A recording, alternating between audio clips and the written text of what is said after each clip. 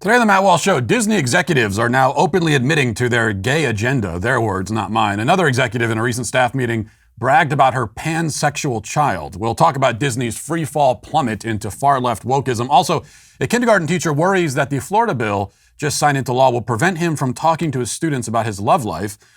But why does he need to talk to them about that? That's the question. And Biden signs the Anti-Lynching Act, thanks to Republicans who provided him this opportunity to virtue signal. Jim Carrey is speaking out against Will Smith's violent outburst at the Oscars. Why is he almost the only guy in Hollywood saying anything about it? Plus, a Republican congressman claims that he's been invited to drug-fueled orgies by other members of Congress. In our Daily Cancellation, Jon Stewart has white guilt, and he wants to tell us all about it. We'll listen and then cancel him. All of that and more today on The Matt Walsh Show.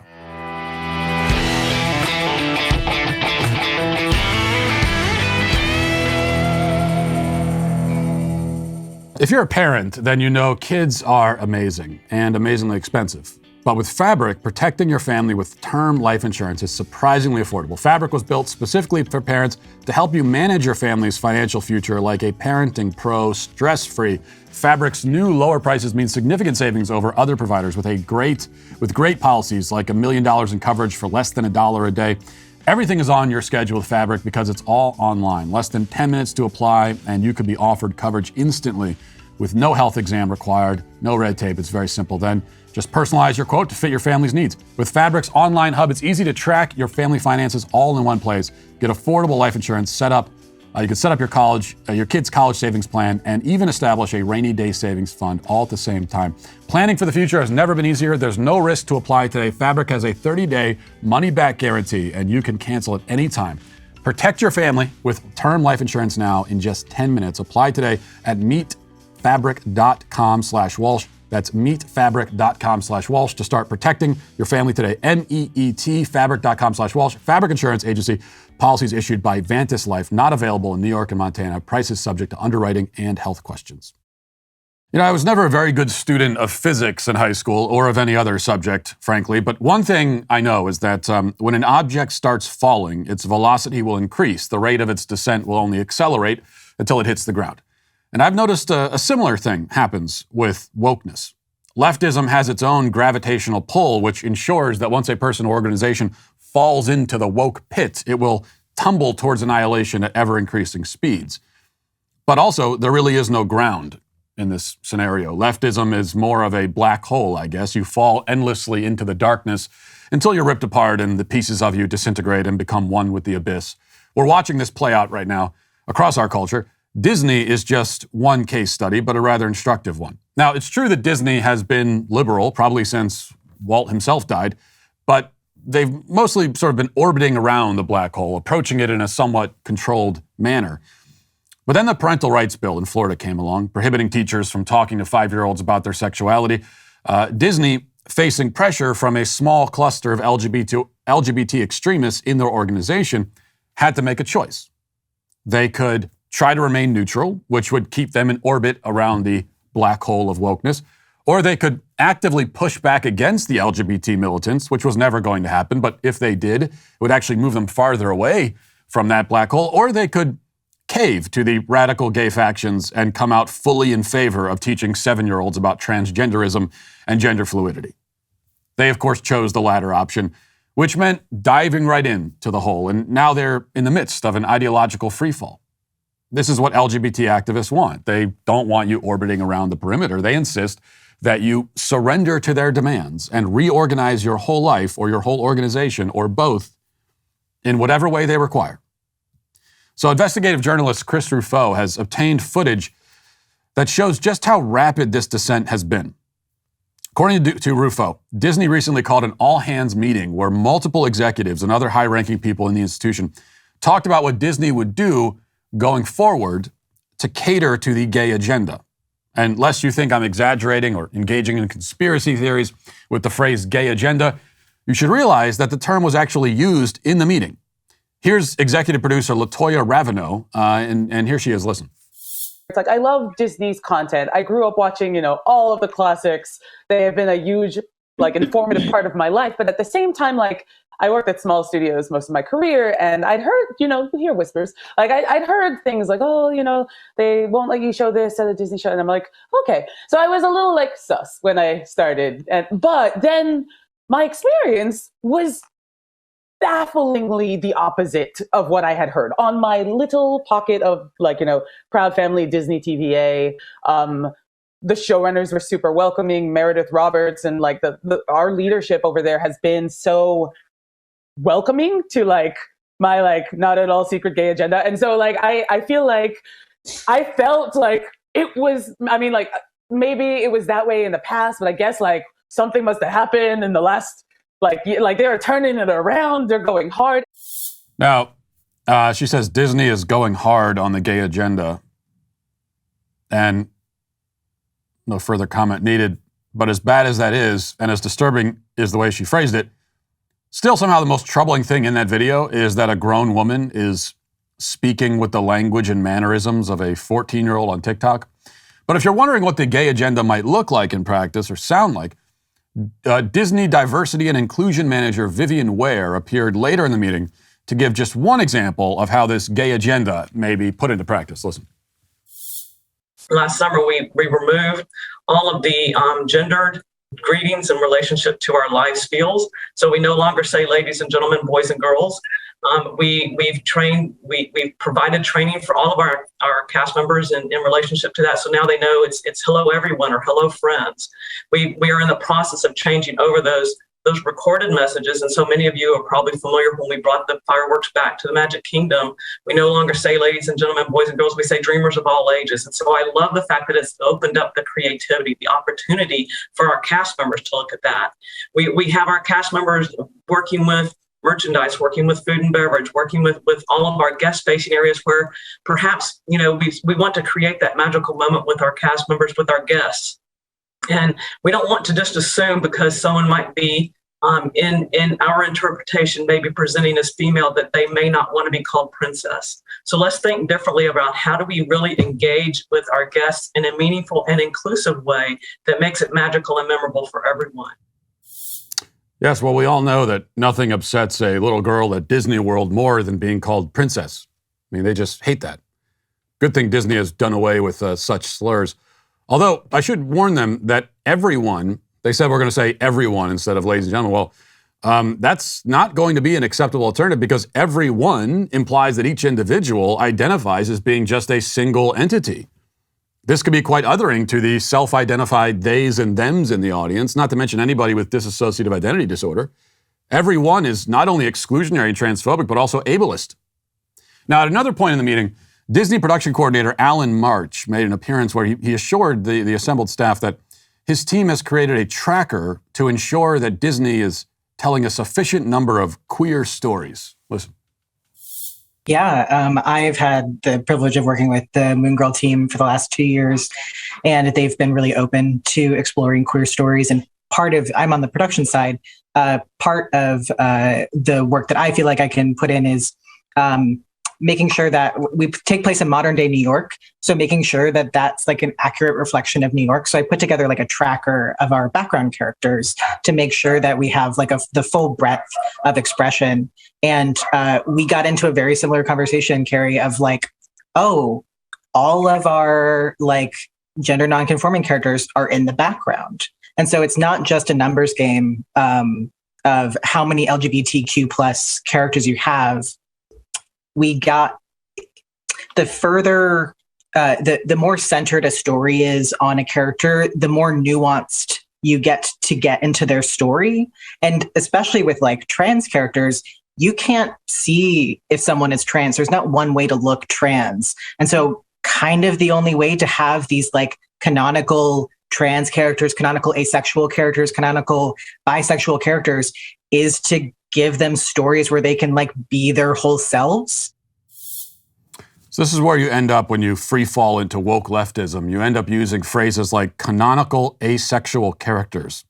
Although that phrase is not nearly as disturbing as something uttered by Disney corporate president Carrey Burke. Listen to this. I'm here as a mother of two queer children, actually, one transgender child.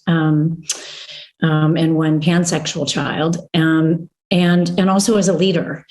And that was the thing that really got me, because I have heard so much from so many of my colleagues over the course of the last couple of weeks, in open forums and through emails and phone conversations. And I feel a responsibility to speak, not just for myself, but for them, to all of us. We had an open forum last week at 20th where, again, the home of really incredible, groundbreaking LGBTQIA stories over the years, where one of our execs stood up and said, we only have a handful of queer leads in our content. And I went, what? That can't be true. And I realized, it actually is true. Yes, pansexual child is what she said. Now, please keep this in mind. If your kid is watching Disney content, he is watching content produced by people who believe in the existence of pansexual children. Now, the word pansexual, of course, in reality means nothing at all. It's nonsense. But according to the left, in their fantasy world, a pansexual is somebody who, quote, is not limited in sexual choice with regard to biological sex, gender, or gender identity. I mean, the story of Peter Pan begins to take on a whole new meaning. And so Miss Carrey Burke says that her child, an actual child, is not limited in his sexual choice by biological sex or gender identity. This is how she speaks of children, her own children.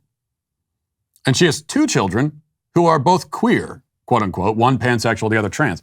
How in God's name do you end up with two children who allegedly identify themselves with these alternative sexual labels? Well, it happens because you select it for them. You hand that identity to them the way that you might buy a child a new jacket and tell them to put it on. A child is not going to come up with the concept of pansexuality on his own any more than he's going to come up with transgenderism. Those must be given to him. We talk about things being assigned to children. Well, that is assigned.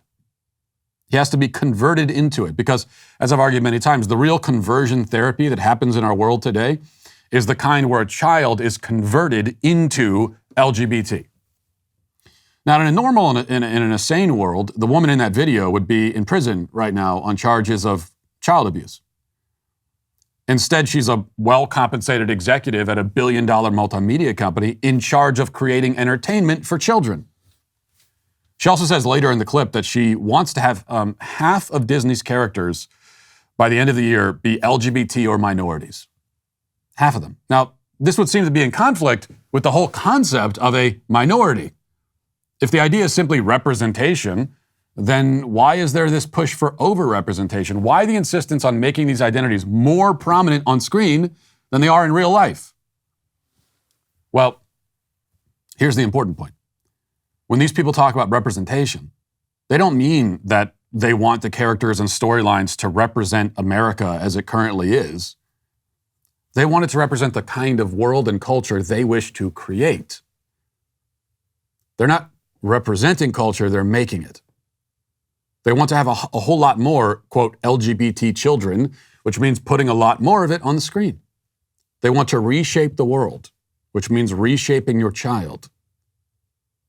The only question now is whether you, as a parent, are going to let them do it. Now let's get to our 5 headlines.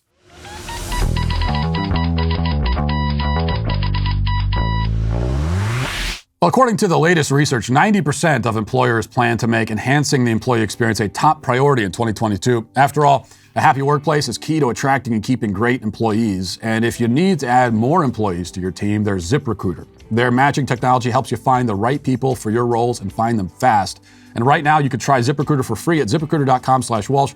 ZipRecruiter uses its powerful technology to find and match the right candidates up with your job. Then it proactively presents all these candidates to you so that you can easily review these recommended candidates and invite your top choices to apply for your job, which encourages them to apply faster. You're taking a proactive approach. You're not just waiting around.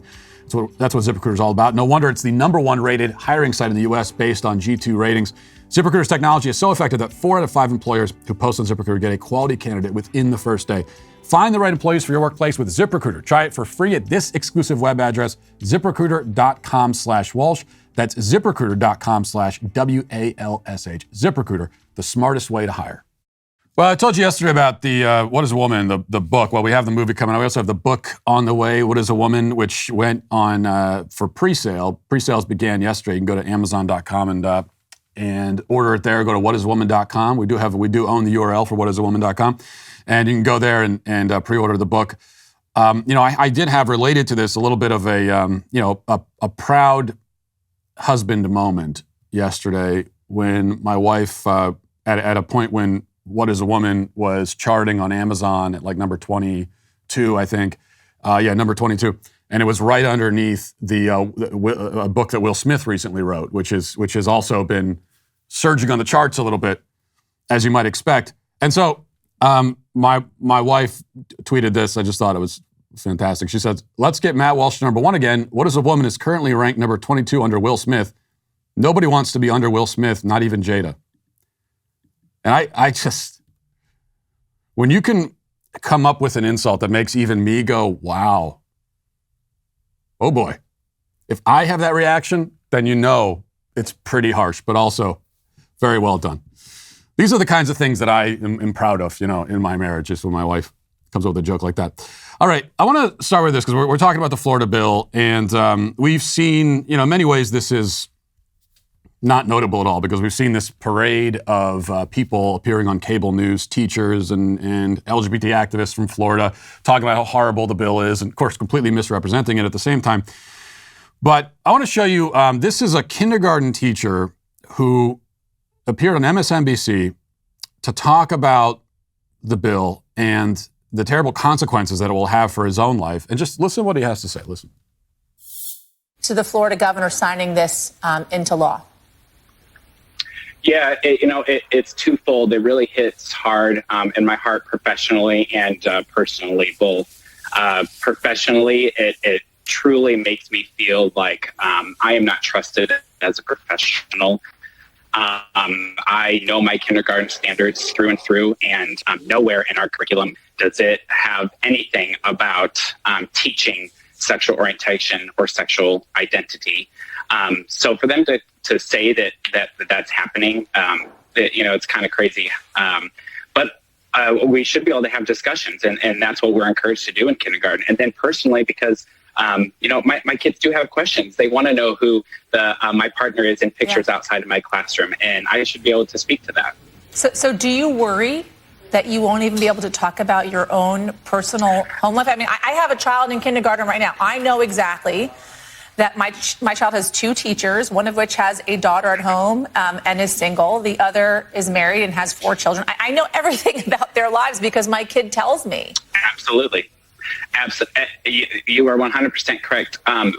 That's what we do as educators. We build relationships with our kids. And in order to build relationships, you talk about your home life. You talk about what you do on the weekends. That's building community. It scares me to death that I am not going to be able to have these conversations with my children because they're going to ask me what I did on the weekend. I don't want to have to hide that my partner and I went paddleboarding this weekend. It scares him to death that he can't tell his children, listen to the phrasing there, that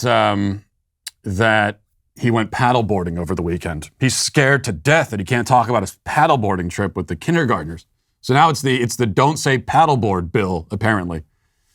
He wants to be able to share his life with his kids. Now listen. Of course, in truth, there is actually nothing in the bill whatsoever that would prevent that dude from telling his children, who are not his children, they're students. They may be kindergartners, but that's, of course, how he sees it. Very revealing. That's how these teachers see it. They think it's their children, my children. But there's nothing actually in the bill that would prevent him from talking about his paddleboard trip or even saying, hey, kids, I went on a paddleboarding trip with my gay partner. I'm a gay man. I went on a paddleboarding trip. He, according to the bill, he can still say that. I don't think he should, but there's actually nothing in the bill at all that would stop that from happening. It's not in there. But it does raise the question of why do you need to share this information with the kids anyway? Like the kids are going to ask what you did over the weekend. Really? Are they really going to ask you that?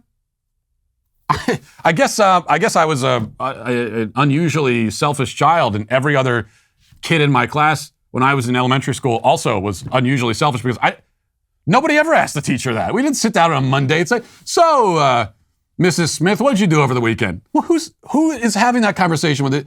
You think kindergartners, little 5-year-olds are coming in and say, have a great weekend, how'd it go? Kids aren't asking you that. They don't care about that.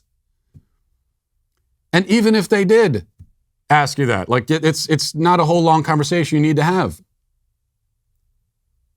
I mean, even if there was a law saying that you can't talk about your gay relationships, which again, that's not actually what the law says, but even if there was, you could still say, I went paddleboarding over the weekend. There's nothing stopping you from saying that. Do you need to get into specifics about your relationship? And I'm sorry, I don't believe that quote unquote his children are asking him all about his private life. I've never heard of such a thing. Kids don't care about that. But even if they do, why do you need to talk about this? When I went to school, I didn't know anything about the private lives of any of my teachers. I think, as I've said before, I really thought for much of my younger years in school, I thought that they all lived in the school. I thought they were kept in a crypt or something in the basement and then just wheeled out to teach us the ABCs and then sent back into their lair or whatever. That's what I figured. I didn't think about their private lives at all. I assumed they didn't have them because they were just my teachers. They didn't sit down and talk about their marital problems or anything like that. Why do you need to talk about it? Well, here's the answer. It's for these teachers, taking the LGBT stuff, putting it all the way to the side. For a lot of these teachers now, what they're doing, it's everything is self-focused. As we always talk about with leftism, everything comes back to the self.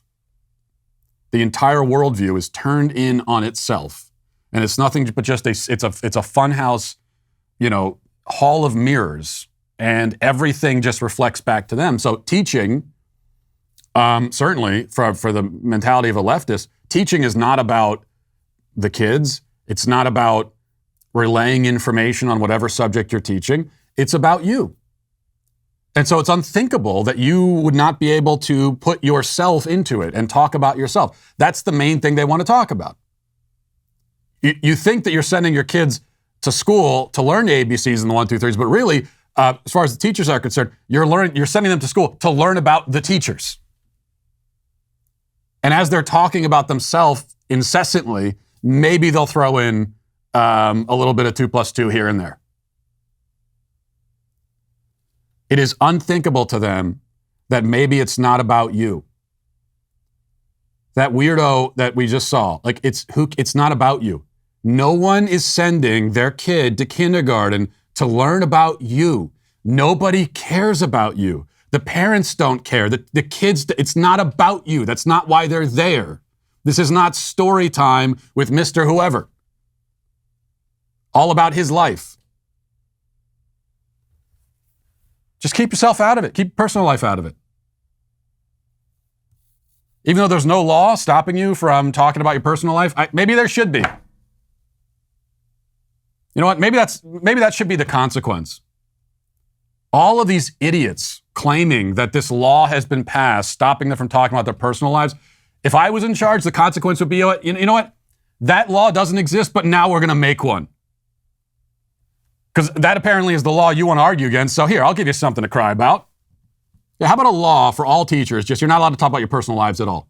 All you're allowed to talk about is the subject, and that's it. Doesn't matter what's going on in your personal life, can't talk about it, talk about the subject. If that's unthinkable to you, if that's some horrifying possibility, then go do something else with your life. If you cannot separate your damned ego from your job as a teacher, then please go do something else. We don't need you. All right. Let's move on to Joe Biden yesterday signed the Anti-Lynching Act. And before we talk a little bit more about this Anti-Lynching Act, let's listen to Joe Biden, who, he's had just one bad day after another politically, and it's been his entire tenure has been a succession of bad days where it only seems somehow to get worse and worse, and you think it couldn't possibly get worse. The next day it is worse. So he was very excited to have a crowd-pleasing moment like this, where you could get up and bravely take a stand against lynching. And let's listen to that a little bit. It was over 100 years ago in 1900, a North Carolina representative named George Henry White, the son of a slave, the only black lawmaker in Congress at the time, who first introduced legislation to make lynching a federal crime. Hundreds of similar bills have failed to pass.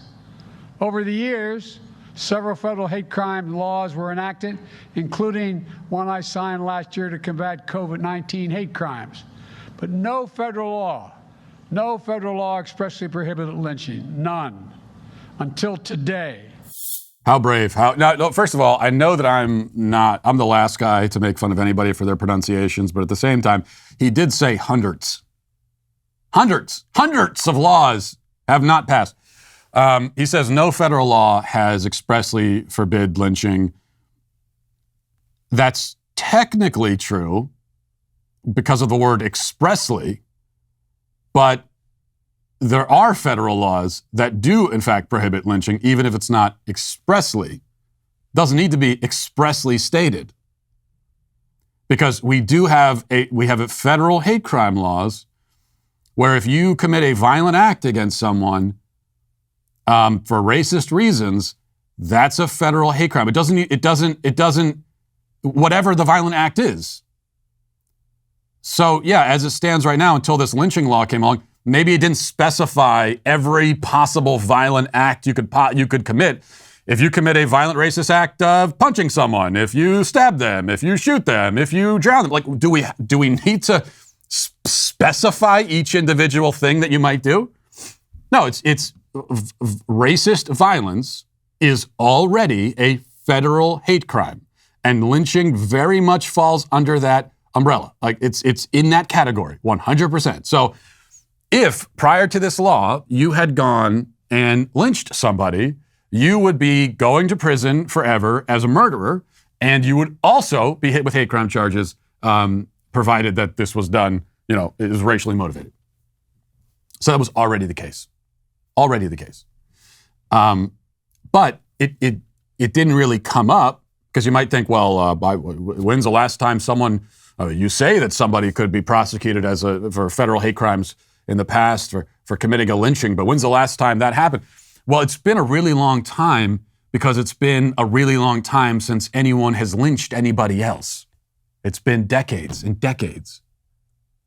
And the most recent occasion, I think, was in the early 80s, if I remember correctly. I looked this up in the past. And even that was an isolated incident that was shocking because it had been decades and decades before it happened before that. So in the last 50 years, how many people have been lynched? A few, and none in the last 30 or 40. Doesn't make it okay, obviously. Doesn't mean that because it hasn't happened, it should be legal. But the good thing is, it wasn't. It was already a crime on every level. It's like on every level of government, it was already a crime. Now it's just a crime a second time. And but that will make no effective difference whatsoever. But here's, I've made this point about this anti-lynching bill and this totally cynical. You want to talk about cynicism? I think there could be no better example of it than this. Making this big show of prohibiting a crime that was already prohibited and that nobody is committing anyway. So a cynical virtue signaling ploy. And yeah, we're used to that from the left. We're used to that from the Democrats. Obviously, Joe Biden is going to take anything like this that he can get. Any softballs that you lob to him, he's gonna go ahead and take them. And he'll still whiff on a lot of the softballs, but yeah, he'll appreciate it. But why did the Republicans go along with this? This only happened because almost every Republican in Congress, in both the House and the Senate, with the exception of 3 or 4, went along with this, even though they all knew that this was totally absurd, and the only reason this is being done is to give Joe Biden a chance to virtue signal. And every Republican, almost every Republican Congress went along with this in order to give Joe Biden a chance to virtue signal. And not only virtue signal, but cynically exploit racial tensions, actual hate crimes. I mean, treating actual lynching, which never occurs anymore, but it turns into this political pawn. And Republicans went along with it. And why did they go along with it? Well, because as I've been reminded when I've complained about this, well, if they didn't, they would have been called racist. Oh, not that. Oh, certainly. I mean, go along with whatever the left wants. So, because otherwise they'll call you racist. Yeah. The only problem is that even if you do go along with them, they still call you racist. Is there any Democrat? Have you heard a single Democrat giving props to Republicans and saying, hey, you know what? Maybe these guys aren't as bad as I thought. They're not actually racist. They're against lynching too. Look, they signed the bill, or they voted for the bill.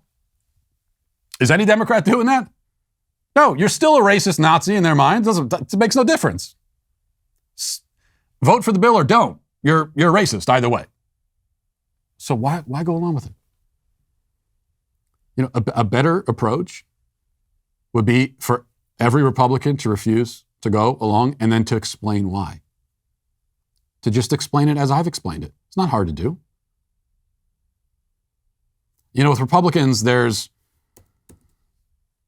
so much of their story can be explained by their own cowardice, of course, and their own stupidity, but also their belief that we are stupid, that most of us are stupid.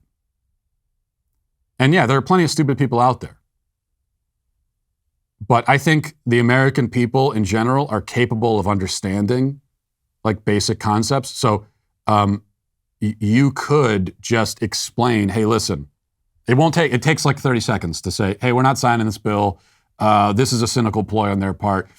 Lynching is already illegal. It's already a federal hate crime too. And so that's why we're not signing. We're not going along with this. In fact, we find it outrageous that they're doing this in the first place. Is that so hard to say?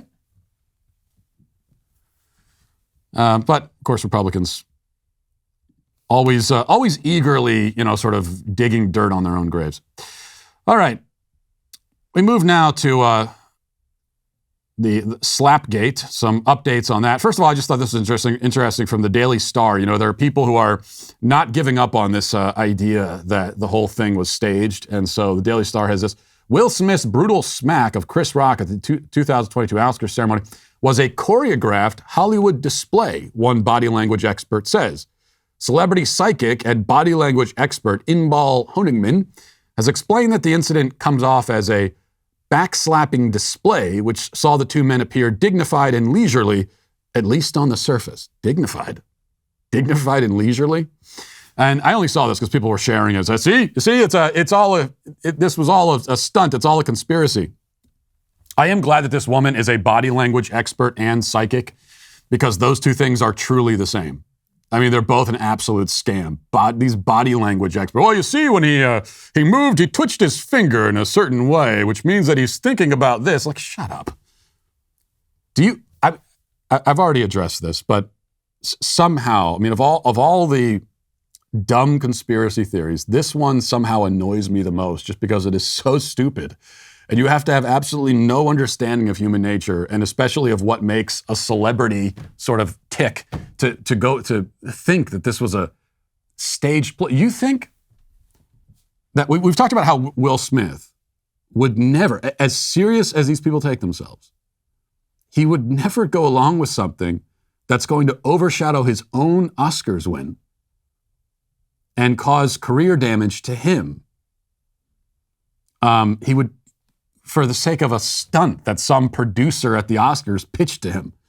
But so that's clear. But Chris Rock, you think Chris Rock is going to volunteer to be slapped in the face on television? A moment that will live in Hollywood infamy? That anytime you think of Chris Rock for the rest of your life, anytime his name comes up forever, that is going to be front and center, is getting slapped in the face. Had Chris Rock agreed to that. He agreed that, you know what, I want my whole legacy to be getting slapped in the face for the sake of this Oscars bit. Because that's how much I care about Oscars ratings. I'm gonna throw my whole career on the burn pile and be totally disgraced in front of the entire world so that the Oscars get better ratings. Come on, guys. Just stop with that, okay?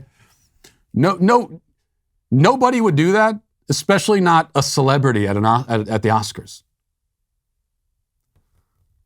These are not people known for self-deprecation, especially not self-deprecation to that extent.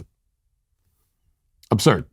But, you know, after all this happened, there's the sort of the silence is deafening because there were a lot of celebrities there who watched this all happen, and very few of them are speaking out. The one guy we've heard is Jim Carrey. He was on CBS yesterday. Let's listen to a little bit of this and him reacting to the slap. What did you think as you watched it unfold, and then what happened after? I was sickened. I was sickened by the standing ovation. I felt like Hollywood is just spineless, en masse. And it really felt like, oh, this is a really clear indication that we're not the cool club anymore. There was some question today about if anyone else had walked from the audience and done that, they would have been escorted out by security or maybe even arrested. The police asked Chris if he wanted to file charges. They asked Chris, do you want to file charges? And Chris apparently said no, he did not. He doesn't want the hassle. I'd have announced this morning that I was suing Will for $200 million because that video is going to be there forever. It's going to be ubiquitous. You know, that insult is going to last a very long time. If you want to yell from the audience and disapprove or show a disapproval or say something on Twitter or whatever, you do not have the right to walk up on stage and smack somebody in the face because they said words. Yeah, I mean, everything you said, of course, is completely reasonable. And by the way, as I'm listening to this, I'm thinking about the tragedy of Twitter, because Twitter kind of gives you an insight into people's mindsets and who they really are. And that view is often quite discouraging for a lot of people. So Jim Carrey, for example, you know, if not for Twitter, all I would know about him is the movies I've seen him in. And then like an interview like that where he comes off as a really reasonable guy. And I would think, well, okay, he's just a reasonable, sane, you know, dignified guy, it seems like. But then he's on Twitter all the time, especially during Trump's tenure, like ranting about Trump. He's making all these obscene paintings of Trump and posting them, just coming off like a total fruitcake. That if not for Twitter, we wouldn't know about that side of him at all. There are so many people in the public light that it's like that. If not for Twitter, there's this whole ugly side of them that if not for that, we wouldn't even know it existed. And our impression of this person would be completely different. Anyway, but what he said there, of course, right? It shouldn't take courage to stand up and say that. Like, yeah, you can't get up from your seat in the middle of an awards ceremony and slap a comedian in the face because he made a joke you didn't like. But as basic as that concept is, just to show you the cowardice in Hollywood, no one else is saying it. I think there were a few celebrities who originally tweeted about it and said that they disapproved, and a lot of them deleted it afterwards. And when it comes to the A-listers, as far as I know, if we can call Jim Carrey an A-lister still, he's the only one who's come out and say, yeah, you know what, I am opposed to getting up at an award ceremony and slapping a comedian because he made a joke I didn't like. I'm opposed to that. Count me in the anti-column for that one. It's just suffocating, overwhelming cowardice in Hollywood. And after all the virtue signaling they did prior to this, you know, we're standing for Ukraine, we're standing for the rights for human rights and all this kind of stuff. And then they watch a violent incident in their own midst, and they all shrink away. They all wilt like little flowers. Because when it's something happening, yeah, they could stand there and say, F you, Putin, because you're in Hollywood. And that's happening thousands of miles away. And it's real easy to say. But when it's happening right next to you, you can't say anything because you're too afraid. All right, let's move. I want to make sure we have time for this. Representative Madison Cawthorn is a Republican. He made a claim in a podcast interview that has provoked mostly mockery from both left and right, but it's a pretty notable claim that he made, so I think it's worth listening to. Let's do that. Kevin Spacey, and I forget who else was in it. But anyway, really well done show. Very well done show. Very well done show. But it was so dirty, and it was about this congressman who was Kevin Spacey, who was, I think it was minority or majority whip. Yep. What was it? Yeah. And so anyway, very, very powerful guy. And it was just kind of like his secret life of all this corruption and power and money and perversion, and it was just dirty. How much, in your opinion, because you've been behind the veil, is this a fictitious show, or is this more closer to like a documentary? Is it that bad? So I heard a former president that we had in the 90s was asked the question about this. And he gave an answer that I thought was so true. And he said, the only thing that's not accurate in that show is that you could never get a piece of legislation about education passed that quickly. And everything else is good? Aside from that, I mean, the sexual perversion that goes on in Washington, I mean, being kind of a young guy in Washington, the average age is probably 60 or 70. And I look at all these people, a lot of them that I've looked up to through my life. I've always paid attention to politics, guys that, then all of a sudden you get invited to, like, well, hey, we're going to have kind of a sexual get-together at one of our homes. You should come. And I'm like, what did you just ask me to come to? Yeah. And then you realize they're asking you to come to an orgy. Yeah. Or the fact that, there's some of the people that are leading on the movement to try and remove, addiction in our country. And then you watch them do, a key bump of cocaine right in front of you. How old is Madison? He looks like he's 17. How old is he actually? But that's not really the point. He says, first of all, he says that House of Cards was a really well done show, which that we know is an absolute false narrative. It's not. It was a terrible show. It was horrible. And then he says that he's been invited to orgies in Congress, and you try not to even, and then your mind starts like immediately. You start thinking about who we have in Congress, and it's quite disturbing and horrifying. And to stop yourself from vomiting, your mind has to cut it off there. Like who exactly is involved in these orgies? I don't want to know. Now he says that he's been invited to a sexual get-together, and I will admit, now I've never been in this environment before. So I don't know, but I'm skeptical that if you were going to be invited to an orgy, somebody would say to you, would you like to come to a sexual get-together? Is that really how it would be phrased? You might as well just say orgy at that point. Say, hey, I'm going to send you an RSVP on the... Hey, I sent you an invitation to that orgy. I didn't get the RSVP yet. It's my email? Okay, I'll check. Is that how it goes? Is it that direct? A sexual get-together. Or maybe it's just... Hey, we're having a get-together at my house. What kind of get-together? Oh, it's a sexual one. Yeah, sexual. A little bit of drugs, too. I don't know. I didn't think that it would necessarily go that way, or that's how they would talk about it. But at the same time, so the fact that he phrased it this way and tied it to House of Cards is being used to dismiss the entire claim. But there's no doubt, number one, as he says, plenty of sexual perversion in Congress. We certainly know that. I mean, there were members of Congress, one in particular who comes to mind, who was having like threesomes with her own staff members. So that sort of thing definitely happens. Now, whether Katie Hill invited people by saying, would you like to come to a sexual get-together at my house this evening? That's sort of semantics. But there's no question that the sexual perversion is there. That these are all a bunch of degenerates, no doubt about that. And also, it's interesting, I saw someone make this point on Twitter, that the people who are laughing hysterically at the claim that members of Congress would engage in this kind of activity, these are the exact people who took as fact right away and had no skepticism about the claim that Brett Kavanaugh was the ringleader of some sort of gang of serial rapists, and that he would go to rape parties That to them was totally credible. They thought that was...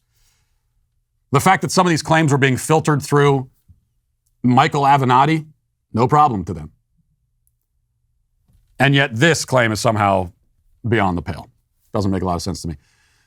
Let's move now to the comment section. Who's bringing shopping carts back to the rightful place? We're becoming saints here in the Sweet Baby Gang. All right, a few comments here about the Daily Cancellation yesterday. We talked about how we're pathologizing grief now. Grief is now a medical disorder, a mental disorder, according to the pharmaceutical industry, the psychiatric industry, who coincidentally stand to make billions of dollars in profits, additional profits, by medicalizing yet another aspect of the human condition. So some people are reacting to that. Debbie says, my father died 5 years ago. My mom 12 months ago. I cry when I think of them both. No way I'm taking drugs to get over it. B. Barrett says, grief is always going to be a part of us. We don't get over it. We learn to perform our day-to-day activity while carrying it. Another one says, it's been over 2 decades and I still feel the grief. Processing the feelings takes longer and becomes more difficult to live with when we avoid feeling it fully and sorting through all the negative emotions. And this has got a lot of comments like that from people who've experienced real loss in their life, spouses, children, parents, that sort of thing. And what everyone, the consensus agreement seems to be that you don't really, you never get over it, in the sense of you just go back to normal like the person never existed. You wouldn't want to get over it in that way. You learn to live with it, you carry it with you. But you're always going to be sad. I mean, God forbid you lose a child. There's never going to be a time, you'll be 50 years later, there's not going to be a time when it doesn't make you profoundly, deeply, devastatingly sad to think about. And you just carry, but you carry it with you and you continue living. So there are ways that the problem though is that, there are many problems, but one of them is that we've decided the only way to help people now is through drugs. And so if you come out against using drugs to solve a problem, then automatically what you're saying in the minds of a lot of people is that you don't want to help at all, that you don't think these people should be helped. But no, that's not the case. There are many ways to help someone in grief. Now, you can't take it away. You can't take their grief away because you can't take away the cause of the grief, which is the absence of this person that they loved. But you can help them to live with it. And you do that through counseling, support groups, being there for them. I mean, just like these human interactions, like this is what is causing the pain, is the loss of a human connection, someone that they cared about deeply. And so if you're going to help them through it, what they need is a human connection, not a damn drug. How is this any different, by the way? How is this any different? Like, you might as well just prescribe to someone in grief that they go home and drink a bottle of whiskey. It's the same thing. And I can understand if I lost someone really close to me, I'm sure I'd be very tempted to respond to it in that way. But that's just, you're trying to numb the pain, which is a human instinct. It's understandable. That's all it is. You put it in the form of a drug and you make a fancy pharmaceutical commercial for it. And you have Pfizer or somebody selling it and all of a sudden it's a different concept. No, it's not. You know, a pill is no more a medicine for grief or despair than a bottle of alcohol is. They both effectively do the same thing, which is to numb you to it. But they don't solve it or make it go away. Octarian War Criminal says, we have officially found Matt's worst shirt. Sweet Daddy Walsh truly has disappointed us today. How dare you, says, I would condone Will Smith slapping Matt for wearing that shirt. And then, I guess I don't have to keep reading these comments.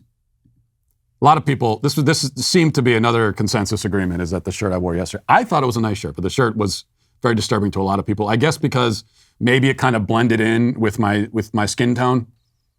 It was not my intention to wear a nude colored shirt, but I guess that's how it came off on so when you first clicked on the episode, you saw me and it looked like I was just wearing no clothes at all. But you know what?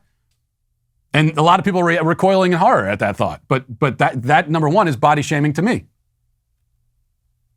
So what if I was doing the show without any clothes on? You know, you can't complain about that without body shaming. No, I thought it was a great shirt. Savvy Moon says, Matt, that shirt you're wearing today is very nice. Okay, good. At least we got one. Me and this one person, and we agree on the shirt. And you know what happens now? I mean, you know what happens. You complain about a shirt that I wore. You say it was ugly, it's disturbing, it's giving you nightmares. What does that mean? It just means I'm going to wear it a lot more now. You've done this to yourself. Well, the left has infiltrated every facet of the entertainment industry, including sports. Athletes kneel out of worship to the prevailing woke ideology and virtue signal, and they are doing all these things, of course, with some exceptions, like NBA star Jonathan Isaac, who, despite facing heavy criticism from the media for his views on social issues and vaccines over the past few years, stood strong while everybody else was on their knees, which is why I'm extremely excited to announce that he's decided to write a book with the Daily Wire called Why I Stand. Jonathan's book will be about the rise of his basketball career, his journey into faith, and his strength to stand alone in the face of immense pressure. The book is available for pre-order now at Amazon, so go reserve your copy today. Now let's get to our Daily Cancellation. So it's with great pleasure today that I canceled Jon Stewart. Now, Jon Stewart actually has a show which streams on Apple TV and which generates enthusiasm and public interest about on the level with a WNBA game. If you're like the average person, you probably didn't even know that the show existed. The last you heard from Stewart was probably several months ago when he went viral for criticizing some aspects of the mainstream COVID narrative. I think it was last year. And he earned many high fives and backslaps from the right for this moment of lucidity. Oh, that Jon Stewart, conservatives said, he's not woke like other liberals. He's one of the good ones, you know. This is a familiar process. Someone on the left says something mildly sane and then is immediately valorized by the right as a champion of truth and common sense. He's baptized, usually against his will, as an honorary conservative, even as 99.9% of his worldview still remains firmly planted on the left end of the political spectrum. The next step in the process is inevitable. The newly christened conservative hero proceeds, shortly after this fleeting episode of rationality, to go back to far-left talking points.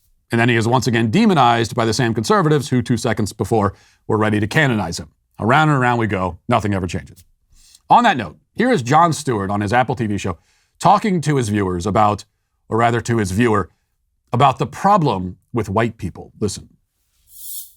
For however sincerely we want to reckon and listen, the truth is America has always prioritized white comfort over black survival.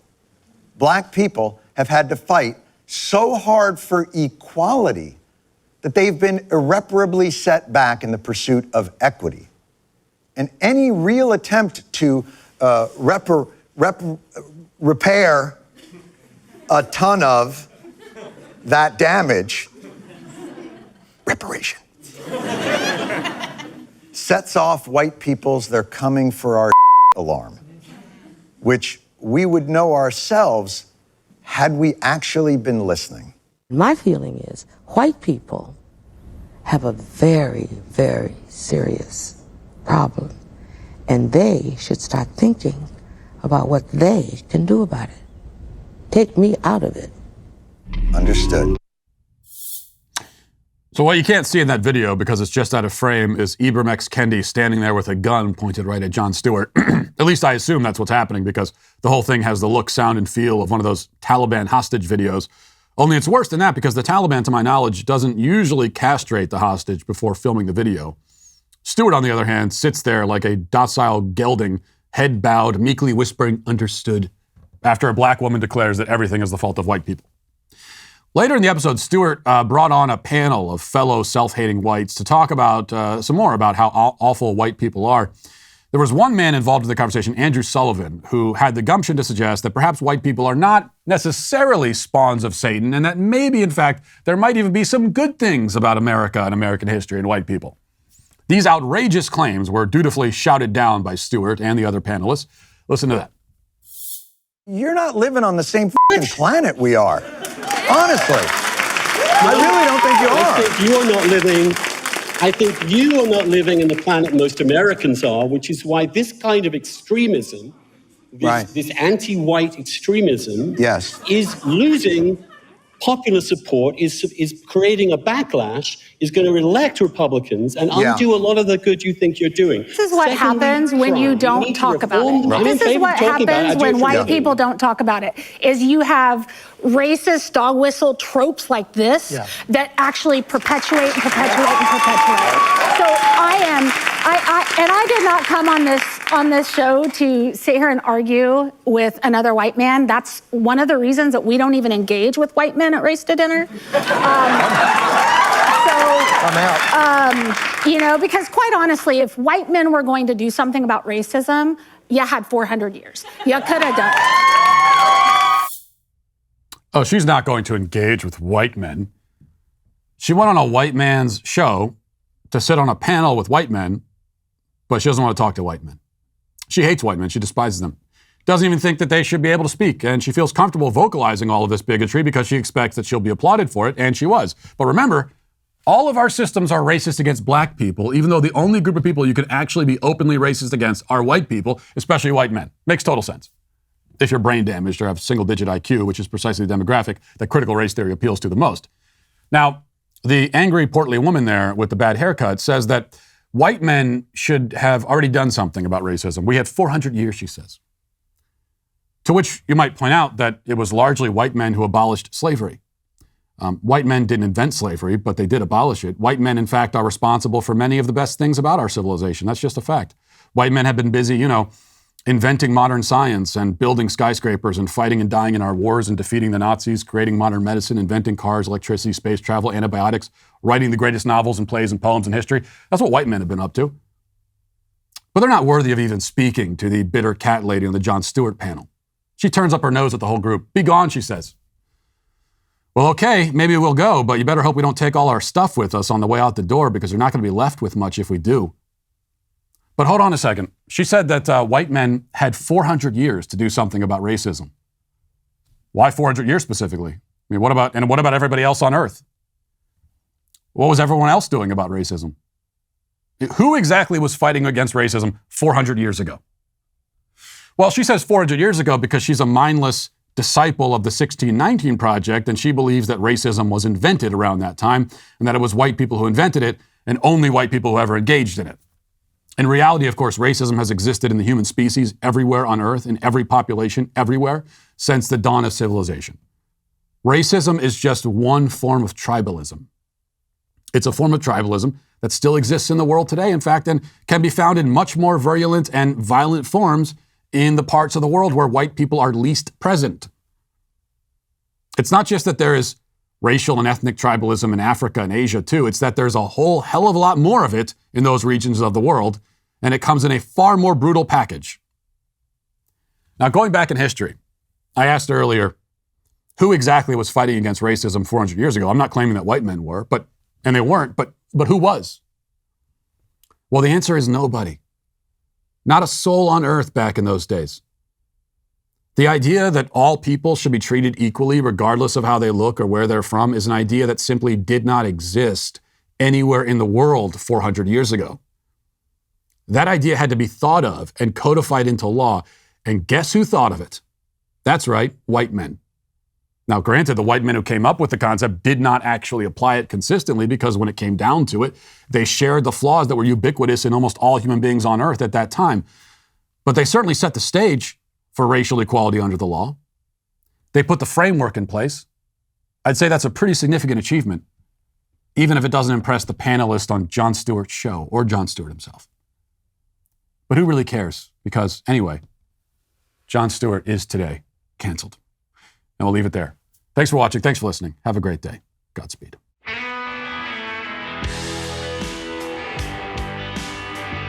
The Matt Walsh Show is produced by Sean Hampton, executive producer Jeremy Boring. Our supervising producer is Mathis Glover, production manager Pavel Vodowski. Our associate producer is McKenna Waters. The show is edited by Robbie Dantzler. Our audio is mixed by Mike Coromina, and hair and makeup is done by Cherokee Hart. The Matt Walsh Show is a Daily Wire production, copyright Daily Wire 2022. Hey there, this is John Bickley, Daily Wire editor-in-chief and co-host of Morning Wire. On today's episode, the U.S. warns of another major offensive by Russia as peace talks with Ukraine continue. New data shows that alcohol-related deaths spiked under COVID, and President Biden releases his controversial budget. Join us and get the facts first on the news you need to know with our show, Morning Wire.